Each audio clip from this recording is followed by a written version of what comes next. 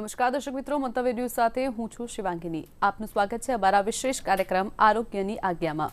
દર્શક મિત્રો, આજે વાત કરીશું તાવ, શરદી અને ઉધરસ વિશે આરોગ્યની આજ્ઞામાં.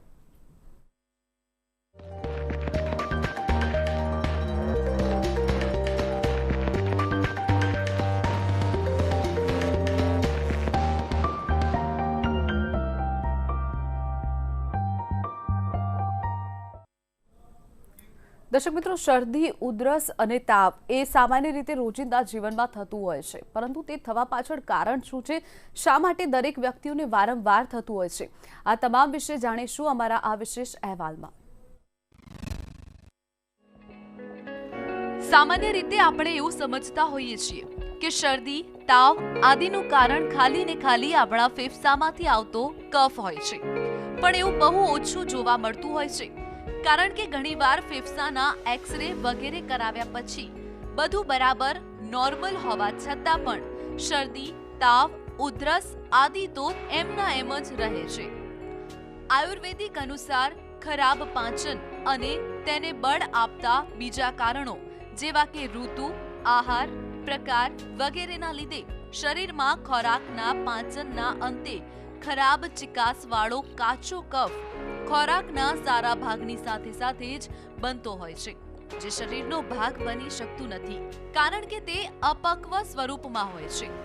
શરીર કોઈ પણ પ્રકારના આવા અપક્વ વસ્તુને શરીરની બહાર કાઢવાના સ્વભાવવાળું હોય છે.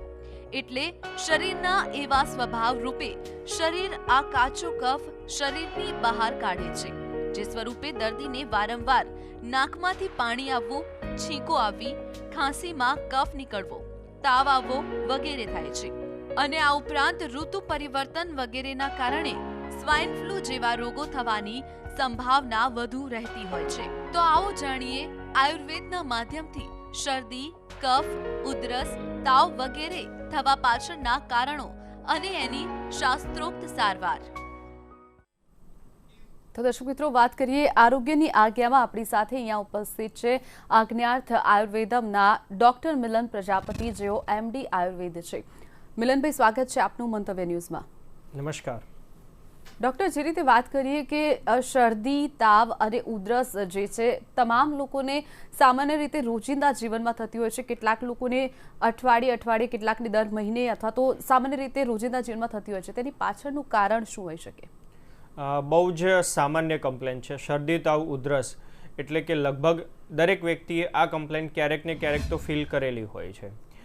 શરદી, તાવ, ઉધરસ એ એક કમ્પ્લેન નાની છે, એટલે કે લક્ષણો બહુ નાના છે, પણ જ્યારે આવું વારંવાર થતું હોય અથવા રિપીટેડલી થતું હોય અથવા જ્યારે સિઝન બદલાતી હોય ત્યારે થતું હોય અથવા બીજાને ના થતું હોય ને તમને થતું હોય, ત્યારે સમજવું કે આમાં કંઈક ખરાબી તમારા પાચનતંત્ર સાથે સંકળાયેલી છે. જેમ કે દર અઠવાડિયે, દર 15 દિવસે તમને 2-5 દિવસ શરદી થઈ જાય, મટી જાય, ફરી તાવ, ઉધરસ થાય, મટી જાય, આવું વારંવાર જ્યારે થતું હોય છે ત્યારે સમજવાનું કે આ તમારા શરીરમાં ખરાબ કંઈક પાચનતંત્રના કારણે થતી શરદી, તાવ, ઉધરસ છે. આમાં તમે આઈસ્ક્રીમ ખાધો ને જે શરદી થઈ ગઈ, ઠંડા પાણીમાં નાહ્યા ને શરદી થઈ ગઈ, આ એ પ્રકારની શરદી નથી. એ પ્રકારની શરદી ક્યારે થતી હોય છે કે એવા કંઈક કારણો હોય, જેમ કે રાત્રે 12 વાગે તમે આઈસ્ક્રીમ ખાઓ છો શિયાળામાં, તો આ શરદી કરે એ નોર્મલ વસ્તુ છે. પણ એ છતાં તમને થતું હોય ના, તમે નોર્મલ દાળ ભાત શાક રોટલી જમો છો, એવું કોઈ ઠંડુ એક્સપોઝર અથવા ઠંડુ વાતાવરણ નથી મળતું, છતાં પણ તમને આ પ્રકારના શરદી, તાવ, ઉધરસ રહેતા હોય, ત્યારે સમજવાનું કે આ તમારા શરીરની અંદરની કંઈક ખરાબી, એટલે કે તમે જે જમો છો એમાંથી જે સારો કફ બનવો જોઈએ એના કરતાં અપક્વ એટલે કે કાચો કફ તમારા શરીરમાં એટલે કે હોજરીના ભાગે જમા થાય છે. આમાં ફેફસા કે નાકના પ્રોબ્લેમના કારણે અથવા કાનના પ્રોબ્લેમના કારણે તમને આ કફ થાય છે એવું નથી હોતું. તમે જે જમ્યા હોય ત્યારે એ પ્રોપર ડાયજેસ્ટ ના થયો હોય ત્યારે એક અપક્વ કાચો કફ તમારા પેટમાં નિર્માણ પામે, અને એ કાચો કફ જ્યારે શરીરમાંથી પૂરતા પ્રમાણમાં બહાર ના નીકળી શકે ત્યારે તમને શરદી, તાવ, ઉધરસના સ્વરૂપમાં જોવા મળે. સામાન્ય રીતે જો તમને ઋતુ બદલાય અને આ પ્રકારનું થતું હોય અથવા કંઈક તમે ટ્રાવેલિંગ કરો અથવા ક્યાંક ફરવાનું થઈ જાય ને તમને આ થાય, તો પણ ત્યારે આ તમારા શરીરમાં કંઈક ખરાબી બની છે એના કારણે થતો કફ હોય છે. બિલકુલ. મિલનભાઈ, જે રીતે આગળ વાત કરી કે શરદી, ઉધરસ અને તાવ તે મૂળ રીતે હોય છે શું? શરદી તાવ ઉધરસ એ આપણા શરીરની એક સામાન્ય રીતે જે ઇમ્યુનિટી કહેવાતી હોય છે, એટલે કે જેને સહજ બળ કહેવાતું હોય છે. તાવ આવો એ કોઈ ખરાબ વસ્તુ નથી. તાવ આવે છે એ બતાવે છે કે તમારા શરીરમાં કંઈક એવી ખરાબી આજે ડિપોઝિટ થઈ છે અને શરીર એને બહાર કાઢવાનો પ્રયત્ન કરે છે, જેને આપણે તાવ તરીકે ઓળખતા હોઈએ છીએ. તાવ એટલે કે તમારા શરીરમાં બે પ્રકારનું, શારીરિક અને માનસિક. શારીરિકમાં એવું લાગે કે તમારું શરીર તમને ગરમ લાગે, એટલે કે કોઈ અડે તમારા શરીરને તો તમારું શરીર તમને ગરમ લાગે. માનસિકમાં કેવું હોય કે વૈચિત્ય, અર્તિ અને ગ્લાનિ, એટલે કે તમારે સ્વભાવમાં ચેન્જીસ આવી જાય, કામ કરવાનો મૂડ થાય નહીં, થોડું કામ કરો ને થાક લાગે, શ્વાસ ચડે, વીકનેસ લાગે, ત્યારે સમજવાનું કે આ તાવના લક્ષણો છે. શરદીમાં કેવું થતું હોય છે કે સામાન્ય રીતે દર્દીને કન્ટિન્યુઅસ ત્રાવ આવે છે, એટલે નાકના ભાગેથી કન્ટિન્યુઅસ પાણી બહાર આવવું. ઘણા દર્દીઓને કન્ટિન્યુઅસ છીંક, ઘણા જોતા હોય તો 10-15 છીંકો આવે, એટલી બધી છીંકો એક સાથે ખાતા હોય છે. ત્રીજું કે કફ. કફમાં કેવું થતું હોય છે કે ઘણાને કન્ટિન્યુઅસ સૂકી ખાંસી આવતી હોય છે અથવા ગળફા સાથે આવતું હોય છે.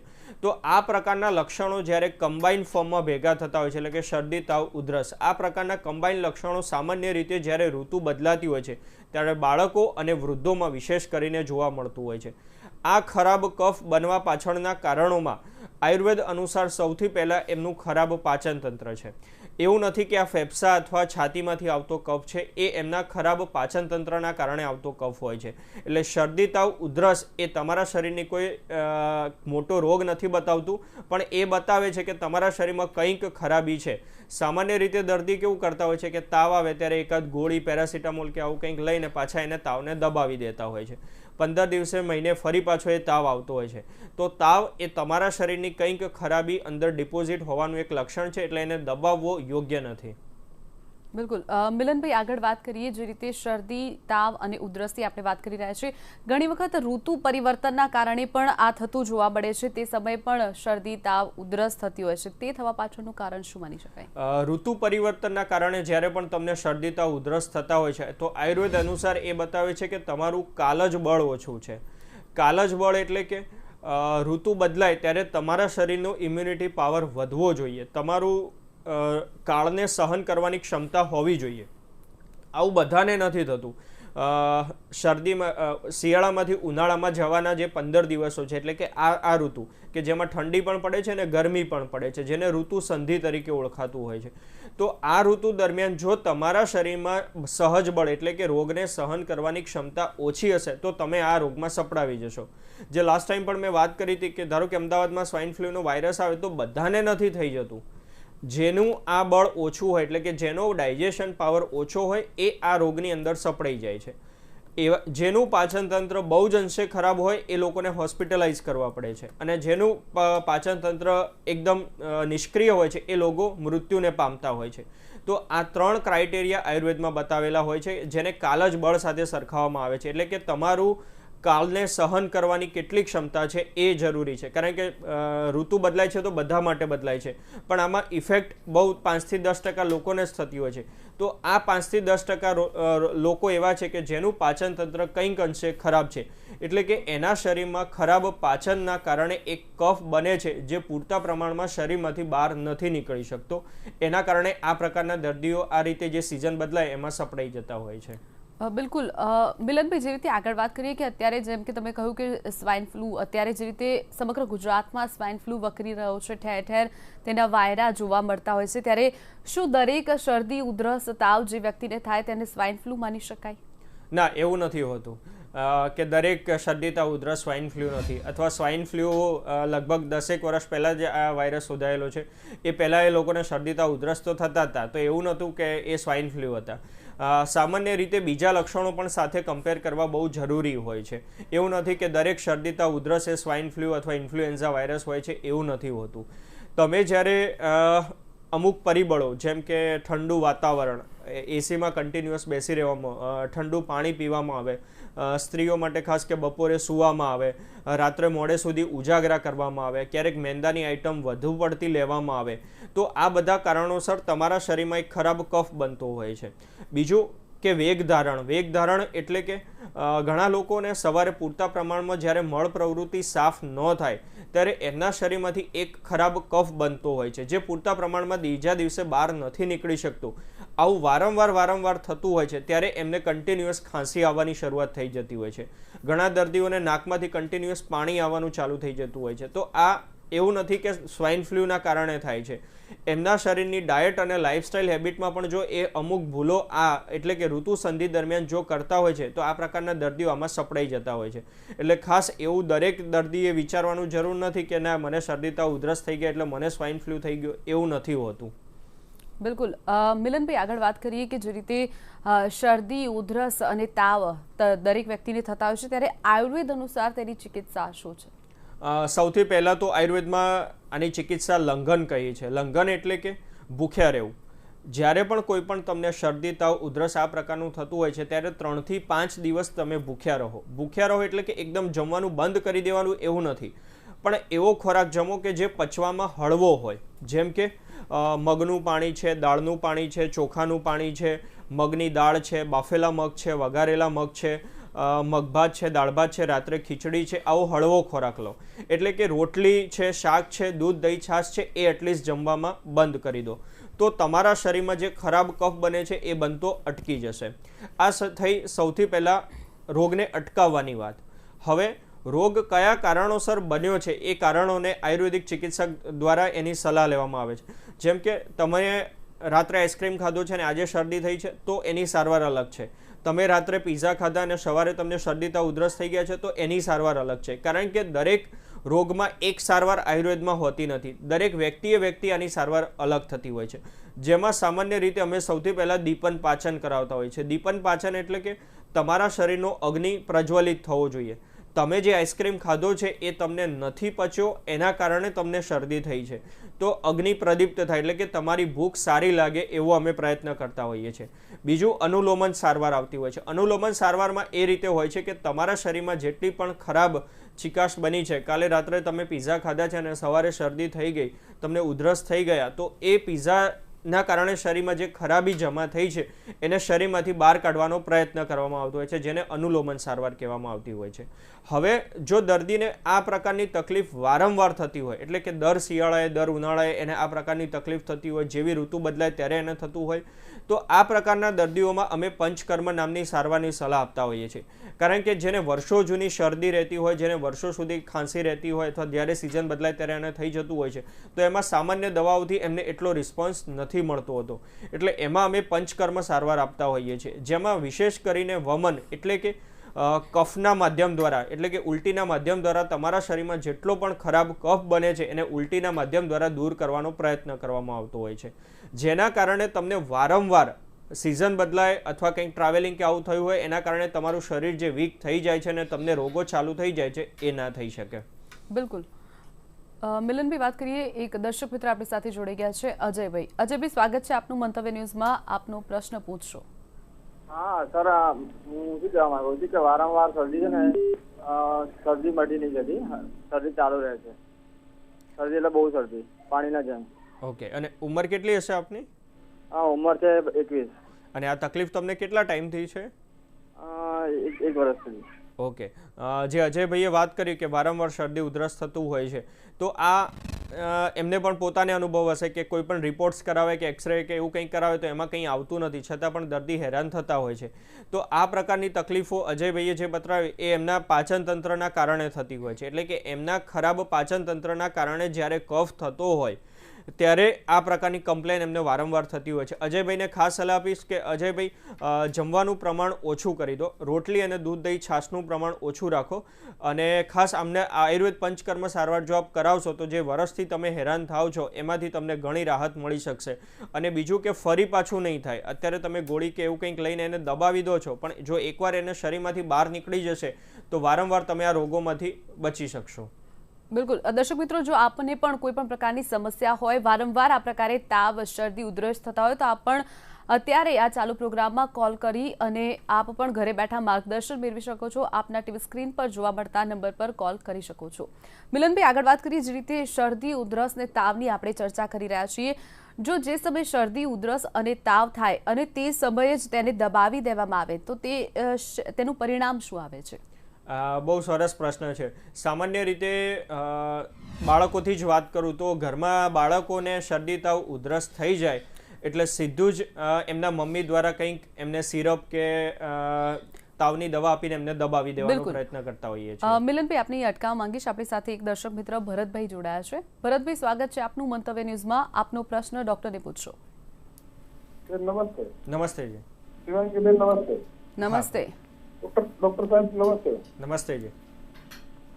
મારે પૂછવું છે તમને કે આ એમડી જે આપણે એલોપેથિકમાં એમડી આવે એવી જ આયુર્વેદિકમાં એમડી કક્ષા આવે? હા, એ રીતનું જ એમડી આયુર્વેદિક હોય છે. અને હરેક જિલ્લામાં એમડી ની કક્ષાની હોસ્પિટલો ખરી આયુર્વેદિકમાં? હા, જિલ્લામાં એકાદ આયુર્વેદિક હોસ્પિટલ હોય છે ગવર્મેન્ટની, પણ એમાં એમડી ડોક્ટર બહુ ઓછા હોય છે. અને શરદી, મગજની શરદી જે કોઈ કહે છે એની માટે કોઈ ઉપાય ખરો આયુર્વેદિકમાં? હા, જે મગજની શરદીની ભાઈએ વાત કરી એમાં એવું થતું હોય છે કે દર્દીને વારંવાર શરદી રહેવાના કારણે એના શરીરના ઉપરના ભાગના છિદ્રોના આ બધો કફ જમા થતો હોય છે. જેમ કે નાકની આજુબાજુનો ભાગ, આપણે ગાલની પાછળનો ભાગ, આંખોની પાછળનો ભાગ, જે બધો પોલો ભાગ છે, મતલબ કે ત્યાં કફ ચિકાસ થઈને અંદર ડિપોઝિટ થતું હોય છે. તો આ પ્રકારનો કફ જ્યારે વારંવાર દર્દીને ફીલ થતો હોય છે, એટલે કે શરદીને આ બધું વારંવાર જ્યારે રહેતો હોય છે, ત્યારે દર્દીને સામાન્ય રીતે એ રીતે સમજાવવામાં આવે છે કે આ તમારે મગજની અંદર જમા થયેલો કફ છે અથવા મગજની શરદી છે. એ બતાવે છે કે આ પ્રકારની તકલીફ એમને વારંવાર થાય છે. આ બધી તકલીફ જ્યાં સુધી પેટ સુધી સીમિત હોય ત્યાં સુધી દર્દીને બહુ વાંધો નથી આવતો, પણ આવું વારંવાર જ્યારે કરવામાં આવે ત્યારે એને મગજની શરદી તરીકે ઓળખવામાં આવતું હોય છે. આમાં આપ જો એક વમન સારવાર, પંચકર્મ સારવાર કરાવતા હોય છે તો આ બધો કફ એકવાર શરીરમાંથી બહાર નીકળી જાય એ પછી દર્દીને વારંવાર આ રોગ થતો નથી હોતો. એટલે આપના માટે ખાસ સલાહ આપીશ કે આપના માટે વમન પંચકર્મ સારવાર એ સલાહભરી છે.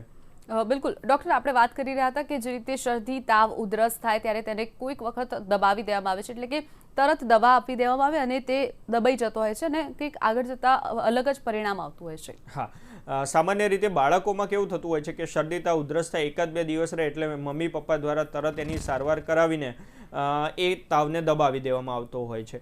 ફરી પાછું 1-2 મહિના થાય, સિઝન બદલાય એટલે બાળકને ફરી પાછું શરદી, તાવ, ઉધરસ થતો હોય છે. તો આયુર્વેદમાં ખાસ આ પ્રકારના સારવારની વિશેષ એટલા માટે નથી સલાહ આપવામાં આવતી કે આવું કેમ થાય છે એ બાળકને જાણવું બહુ જરૂરી છે. તમે દર વખતે એને સિરપ આપીને એને દબાવી દો છો, પણ એ શરીરમાં માઇગ્રેટ થાય છે, એટલે કે એક જગ્યાએથી બીજી જગ્યાએ એનું ખાલી પરિભ્રમણ થાય છે, એ શરીરમાંથી દૂર નથી થતું. પછી બાળકને વારંવાર નેબ્યુલાઇઝરને આ પ્રકારના મશીન આપીને પછી પંપને આ બધા ઉપર આગળ સારવાર લેવી પડતી હોય છે.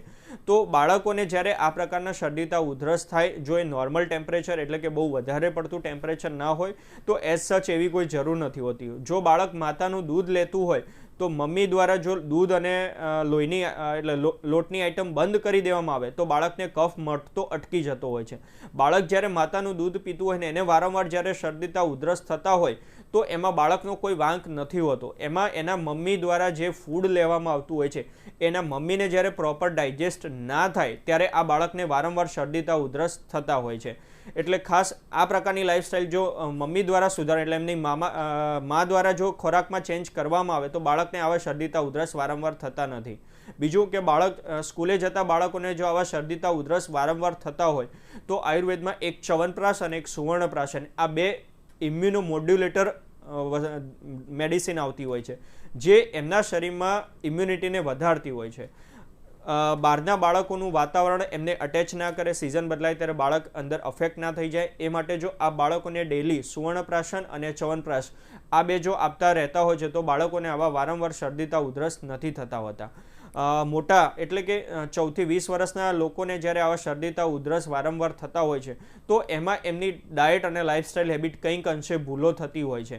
એટલે કે બપોરે સૂઈ જવાનું, રાત્રે મોડે સુધી ઉજાગરા કરવાના, રાત્રે ઠંડુ પાણી પીને સૂવાનું, રાત્રે ઠંડુ દૂધ પીને સૂવાનું, તો આ બધા કારણોસર એમને આ બધી ખરાબી થતી હોય છે. બીજું કે જ્યારે પણ તમને શરદી, તાવ, ઉધરસ થાય છે ત્યારે એટલીસ્ટ એને 5 દિવસ આપો. 5 દિવસમાં જો તમને હેરાનગતિ વધુ કરે તો એની સારવારમાં જાઓ, પણ આયુર્વેદમાં એવું કીધું છે કે પ્રતિશા એટલે કે શરદી 5 દિવસે મટી જ જાય, એની કોઈ અલગથી સારવાર લેવાની જરૂર નથી હોતી. જો તમે એને ગોળી કે એવું કંઈક લઈને એને દબાવી દેતા હોય છો તો એ ફરી પાછો ઉથલો મારે છે, એટલે કે એને ફરી પાછું હેરાન કરે છે. એટલે આ પ્રકારના શરદી તાવ ઉધરસ જે સામાન્ય લક્ષણો હોય એમાં જો આપ 5 દિવસ ભૂખ્યા રહો છો એટલે કે હળવો ખોરાક લો છો તો એ રોગ મટી જતો હોય છે. એ માટે કોઈ વિશેષ સારવારની જરૂર નથી હોતી. અને ખાસ તાવ આવે ત્યારે સામાન્ય પાણીના પોતા મૂકશો તો પણ તમારું શરીરનું ટેમ્પરેચર ઓછું થઈ જશે. એ માટે કોઈ સિરપ કે ટેબ્લેટ કે એવું લઈને એને દબાવવાનો પ્રયત્ન નથી જરૂર હોતી. મિલનભાઈ, આગળ વાત કરીએ કે જે રીતે તમે કહ્યું કે તાવ આવે તો સામાન્ય રીતે પાણીના પોતા મૂકીને બી મટી જતો હોય છે. ઘણા લોકો આજકાલ જે રીતે મેડિસિન વધારે ઉપલબ્ધ થતી જાય છે તેમ ઘરમાં પણ સામાન્ય રીતે મેડિસિન રાખતા હોય છે અને જાતે જ ડોક્ટર બની જતા હોય છે. સામાન્ય રીતે જે રીતે શરદી તાવ ઉધરસ થયા તો દવા ઘરમાં જ હોય અને તે લોકો જાતે જ ડોક્ટર બની દવા લઈ લે. કેટલી આગળ જતા આ દવાઓ નુકસાન કરે છે? હા, સામાન્ય રીતે એવું જોવામાં પણ આવ્યું છે કે જે આ પ્રકારની હોમ રેમેડીઝ લેતા હોય છે અથવા બાળકોને પણ આ રીતે જે પ્રમાણે આપી દેતા હોય છે, તો જ્યારે એક મોટો રોગ આવે જેમ કે આ સ્વાઇન ફ્લૂ ને આ બધા જેવા રોગો આવે ત્યારે જે ખરેખર દવાની એફિકેસી આવી જોઈએ એ નથી આવતી. એટલે તમને ઘણીવાર એવું સાંભળો કે ડૉક્ટરે કીધું કે ના હવે દવાનો કોઈ રિસ્પોન્સ મળતો નથી. તો આવું ક્યારે થતું હોય છે કે તમે જે નાના રોગોમાં તમે ભારે દવાઓ લઈને શરીરને એ બેક્ટેરિયાને મારવાનો પ્રયત્ન કરો, આવું જો તમે વારંવાર કરો છો, રિપીટેડલી તમને શરીરને કરે છે, તો હવે એક નાની દવા તમારા શરીરને કામ નથી કરતી હોતી. પછી તમારે ધીરે મોટી દવા ઉપર જવું પડે. એટલે કે શરદી થઈ ગઈ છે તો તમે એક હાયર એન્ટીબાયોટિક ઉપર જાઓ છો. એવું વારંવાર કરો. હવે જ્યારે તમને ખરેખર કોઈ મોટા રોગમાં શરદી લક્ષણ થતું હોય ત્યારે આ પ્રકારની સામાન્ય દવાઓની ઇફેક્ટ આવતી નથી. એટલે પછી તમને ડૉક્ટર દ્વારા એવું સાંભળવા મળે કે ના હવે દર્દીને કોઈ દવાનો રિસ્પોન્સ મળતો નથી. એટલે ખાસ કરીને એવોઇડ કરવી જોઈએ કે જે પ્રકારની દવા અથવા જે પ્રકારની સારવાર તમે લઈ રહ્યા છો એ પ્રોપર કન્સલ્ટેશન દ્વારા જ થાય તો વધારે સારું. નાની વાતમાં દવાઓ આપીને બાળકનું અથવા તમારું શરીર બગાડવાનો ઓછામાં ઓછો પ્રયત્ન થાય એ વધુ સારું રહેશે. બિલકુલ. મિલનભાઈ, આપણી સાથે એક દર્શક મિત્ર રઝાકભાઈ જોડાયા છે. રઝાકભાઈ, સ્વાગત છે આપનું મંતવ્ય ન્યૂઝમાં. આપનો પ્રશ્ન જણાવશો. હાલો મિલનભાઈ. હાજી. હા, આપણે કબજિયાત બહુ ઘણા સમયથી રહે છે અને નાખોરા બંધ રહે છે, એના માટે કઈ? હા, જે ભાઈએ વાત હા બોલો. કબજિયાત માટે અને નાખોરા બંધ રહે છે એના માટે ઉપાય? હા, જે તમારા નાક બંધ રહેવા પાછળનું કારણ છે એ તમે જ પોતે ફીલ કરો છો કે કબજિયાત છે. સામાન્ય રીતે આપણી મળ પ્રવૃત્તિ દ્વારા તમારા શરીરમાંથી જે ખરાબી બહાર નીકળવી જવી જોઈએ એ જ્યારે પૂરતા પ્રમાણમાં બહાર ના નીકળે અને જ્યારે આપણે સૂઈ જતા હોય છે ત્યારે આ ખરાબી આપણા મોઢાના ભાગે જમા થતી હોય છે. એટલે સવારે ઉઠો ત્યારે તમારું નાક બંધ થઈ જવું અથવા નાકના ભાગે ઘણાને નસકોરા બોલવા, આ બધી તકલીફો ચાલુ થતું હોય છે. નસકોરા બોલવામાં નાકનો કોઈ પ્રોબ્લેમ નથી હોતો અથવા નાક બંધ થઈ જવામાં નાકનો કોઈ પ્રોબ્લેમ નથી હોતો. નાકમાં તમે ગમે તેટલા ટીપા નાખશો પણ બીજા દિવસે હતા ને એવા કમ્પ્લેન તમને જોવા મળશે. જો તમારું પાચન તંત્ર સુધે એટલે કે જે તમે વાત કરી કે કબજિયાતનો પ્રશ્ન છે, જો તમારી કબજિયાત દૂર થઈ શકે તો આ તમારો નાકનો પ્રશ્ન છે એ સોલ્વ થઈ જાય. આના માટે ખાસ આપના માટે જણાવવા માંગીશ કે દીપન, પાચન અને અનુલોમન આ 3 પ્રકારની સારવાર આપના માટે સલાહભરી છે. જો આપ આ 3 સારવાર લેતા હો છો તો તમને કબજિયાત તો દૂર થશે, સાથે તમારો જે નાકનો પ્રશ્ન છે એ પણ સોલ્વ થઈ જશે. કારણ કે આમાં નાકની કોઈ ખરાબી નથી, એટલે નાકમાં ખોટી દવાઓને એ નાખીને તમે એને સોલ્વ કરવાનો પ્રયત્ન ન કરો. બિલકુલ. ડૉક્ટર, જે રીતે આપણે ચર્ચા કરી રહ્યા છીએ કે તાવ, શરદી, ઉધરસ જે સામાન્ય રીતે રોજિંદા જીવનમાં હવે એક પ્રકારનો રોગ થઈ ગયો છે, ત્યારે જે લોકોને વારંવાર આ પ્રકારે તાવ, શરદી, ઉધરસ હાલતા ને ચાલતા થતા હોય તો કેવા પ્રકારનો સામાન્ય રીતે રોજિંદા જીવનમાં ખોરાક લેવો જોઈએ જેના કારણે ન થાય? આ પ્રકારના દર્દીઓએ ખાસ કરીને દહીં છાશ તો મેક્સિમમ એવોઇડ કરવા જોઈએ. કારણ કે તમારા શરીરમાં ક્યાંય પણ ખરાબી બને છે ત્યારે જો તમે એક દહીં છાશ બંધ કરી દેતા હો છો તો આ નવી ખરાબી બનતી એકવાર અટકી જતા હોય છે. બીજું, જો બાળકોને આ પ્રકારનું થતું હોય તો આવું કંઈ સેન્ડવિચ છે કે બિસ્કિટ્સ કે આવી કોઈ મેદાની આઈટમ જતી હોય તો એને પહેલાં અવોઇડ કરવાનો પ્રયત્ન કરવો જોઈએ. જો સ્ત્રીઓને આ પ્રકારની સમસ્યા થતી હોય તો બપોરે સૂવાનું એમને બંધ કરી દેવું જોઈએ. બીજું, ઘણા લોકોને રાત્રે ઉજાગરાના કારણે પણ થતું હોય છે. એટલે કે રાત્રે મોડે સુધી ઉજાગરા થયો તો સવારે ઉઠે ત્યારે ઊંઘ પૂરતી ન થવાના કારણે એમને માથાના ભાગે દુખાવો થવો, શરદી, તાવ, ઉધરસ આ બધા લક્ષણો જોવા મળતા હોય છે. તો બને ત્યાં સુધી આપને અટકાવવા માંગીશ. આપણી સાથે એક દર્શક મિત્ર રાધાબેન જોડાયા છે. રાધાબેન, આપનો પ્રશ્ન જણાવશો. મારા પતિને છે ને 3 મહિને નિમોનિયા થઈ જાય છે. શરદી ડોક્ટર કહે કે આ બતક જેવી તાસીર થઈ ગઈ છે. યસ. ઉંમર કેટલી છે આપના બાળકની? બાળક નહીં, મારા પતિ એમના પતિને. ઓકે, કેટલી ઉંમર છે? એ 62 વર્ષ. યસ.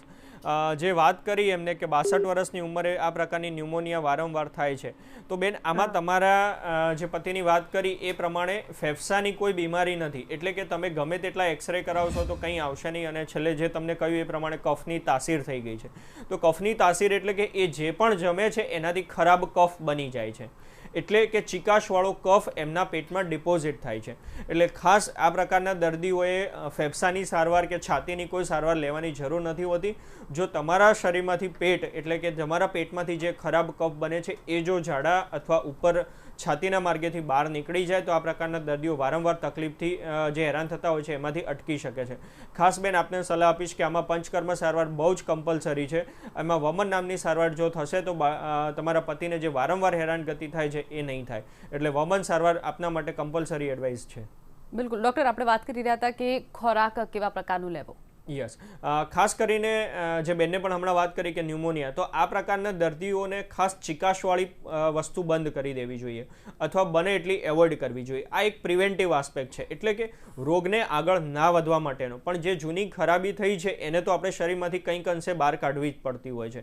તો આ પ્રકારના દર્દીઓ ખાસ મેંદાની આઈટમ અને લોટની આઈટમ જો બંધ કરી દે. બીજું કે ફ્રૂટ્સ, તમે એવું માનો અથવા સામાન્ય લોકોમાં એવું જોવા મળતું હોય છે કે ફ્રૂટ્સ લેવાથી આપણા શરીરને બળ મળતું હોય છે. તો જેનું પાચન તંત્ર ખરાબ હોય ને એ જ્યારે ફ્રૂટ્સ લેતા હોય છે, એટલે કે સફરજન, ચીકુ, કેળા આવા બધા ફ્રૂટ્સ લેતા હોય છે, તો એમના શરીરમાં ચિકાસનું પ્રમાણ વધતું હોય છે ને એ આ પ્રકારના રોગોને વારંવાર હેરાન કરતા હોય છે. એટલે દર્દી વારંવાર આ પ્રકારના રોગોથી પીડાતા હોય છે. તો બને ત્યાં સુધી આ પ્રકારના દર્દીઓએ ફ્રૂટ્સ પણ એવોઇડ કરવા જોઈએ. બિલકુલ ડૉક્ટર, આપ અહીંયા ઉપસ્થિત રહ્યા અને દર્શક મિત્રોને સુંદર એવું માર્ગદર્શન આપ્યું, તે બદલ આપનો ખૂબ ખૂબ આભાર. આભાર આપનો પણ. દર્શક મિત્રો, જો આપને પણ કોઈ પણ પ્રકારનો રોગ સતાવતો હોય, આપ કોઈ પણ પ્રકારના રોગથી ચિંતિત હો, તો અચૂકથી આપ પણ આજ્ઞાર્થ આયુર્વેદની મુલાકાત લઈ શકો છો. તેની માટે નોંધી લેશો સરનામું. આજ્ઞાર્થ આયુર્વેદ અને પંચકર્મ હોસ્પિટલ એ 304 સિલ્વરબ્રુક કોમ્પ્લેક્સ, ડોક્ટર હાઉસની સામે, પરિમલ ગાર્ડન પાસે, આંબાવાડી, અમદાવાદ 380006. મોબાઈલ 97 245 75599. Website www.agyarthayurved.com.